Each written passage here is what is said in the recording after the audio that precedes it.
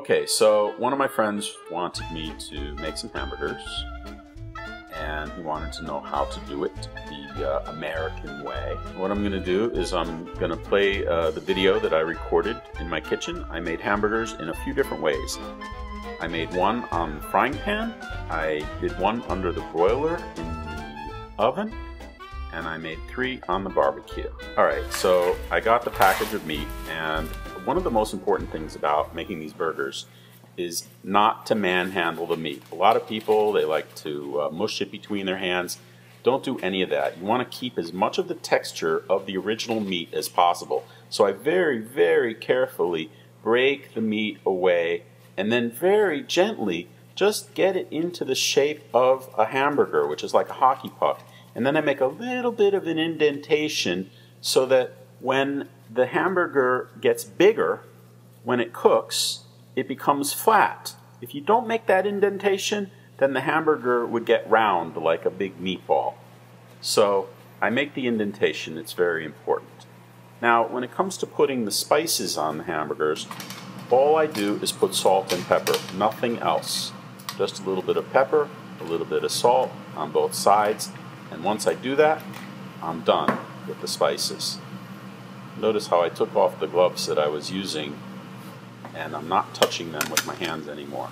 So here's the one that's going into the broiler, and I'm putting a 2-minute timer on there just so that I can keep an eye on it and don't forget about it. 1 goes in the frying pan and 3 go on the hot barbecue. All 3 were hot. I'm done with the salt and pepper. There's nothing else I have to do with that, so I may as well put it away. That's not ready yet. Notice, okay, you notice when you're cooking these that there's some gray color that starts to work its way up the hamburger from the hot side to the cold side. You want to see that gray get at least halfway across the hamburger so that you know that it's done enough on one side.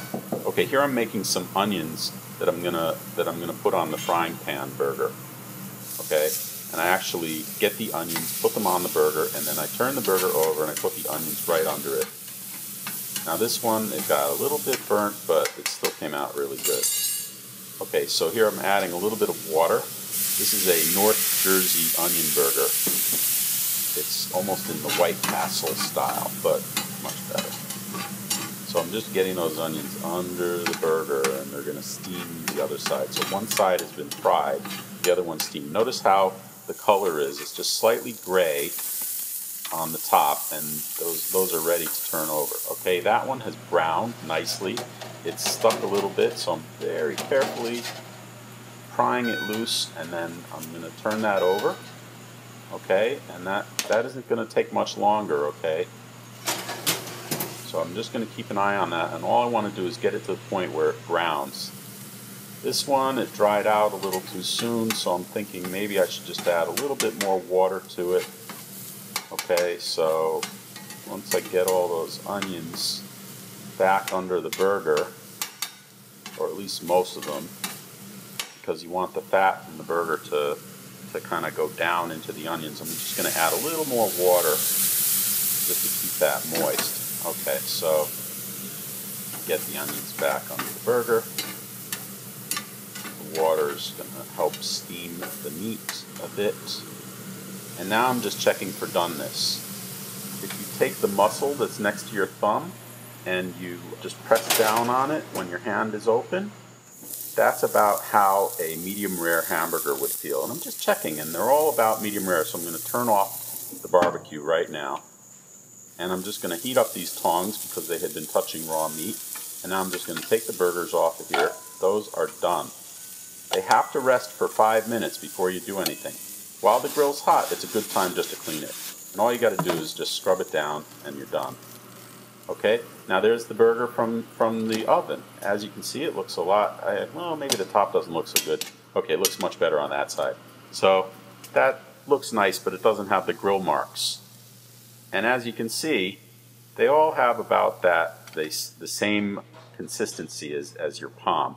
Okay, so I'm just going to take a brioche roll. I'm just going to put some fresh butter I made on it, and I'm just going to stick that on the grill for a minute. And I forgot to put some cheese on that, so I'm going to just hit it with the blowtorch and melt down. And that does a pretty good job. 3,500 degrees with MAP gas. So you got to move quick. It's already sizzling and I'm barely touching it. I'm just giving a light brushing with the flame. Okay, but you can see it melted on there pretty well. Now the butter has melted. I got a couple nice little grill marks on that. I can take that and I can just put it on the roll. But there's a lot of oniony goodness there, and I want to get the last little bit of those onions. Would be a good idea. I'm just getting those onions on there. Now, you know, I took it off of there, and I'm thinking, that's the one I'm eating now. The other burgers I'm going to put away and have later. I didn't have any guests. So I was thinking, you know, it needs some other things on it. So what can I put on it? Okay, so I got some relish, and I put a little dollop of relish on there. I had made some fresh tomatoes and feta from my garden with fresh basil, tomatoes, onions, and garlic, salt and pepper from the garden. Just put a little bit of that on the burger. That stuff's pretty good. Has a little olive oil. Okay, now I'm going to put some lettuce on there. Hopefully the thing is not going to fall apart. Oh, wait a second. You know what else? I got to put some ketchup on. That's right. Let's just put some ketchup now. What's a burger without ketchup? Let's cut it in half and see how it came out. Alright.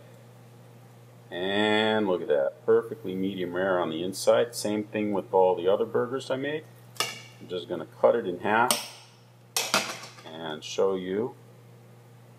Okay. You can see it's pink. It's not raw. I don't know if the camera is making it look like that, but it's exactly pink. And now I'm just going to clean the pan. Okay, I heat it up really hot. I put a little water on there. I scrub it very lightly. No soap. This is a cast iron skillet. I'm just using one of these scrubbies.